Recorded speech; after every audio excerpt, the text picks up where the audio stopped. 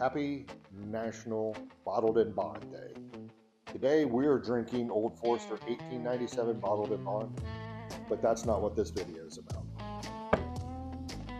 As I travel and talk about bourbon, I encounter a lot of interesting people, and I love talking about bourbon. So I've got people that have drank bourbon forever, some that are just starting, some that haven't started but want to start, some that are just starting, some won't do it.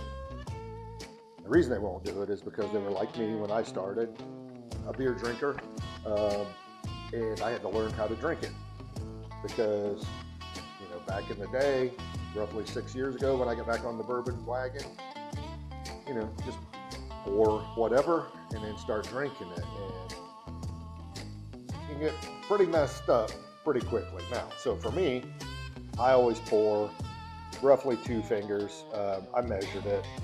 It's 3 ounces, but there are etchings on the glass here, right? So each one means a certain amount of ounces. So I always pour to that level, and then I learned if I take a sip every 5 minutes, not a mouthful, but a decent sip of bourbon, this glass lasts me for an hour. That pour lasts me for an hour, and it's nice and steady. Enjoying the moment, enjoying every sip, not overindulging. And sometimes I may have a couple pours, 3 pours, maybe even more than that. But I learned that if I do that 1 pour per hour, I can maintain fairly well, even at 2 or 3 pours. Once you get beyond that, it's questionable, especially depending on the proof of what you're drinking. So I'm not saying that you should do it that way, but for someone struggling out there, not struggling, but struggling to think they can't do this because they would drink it like beer, put something in place. And yes, I do watch the clock.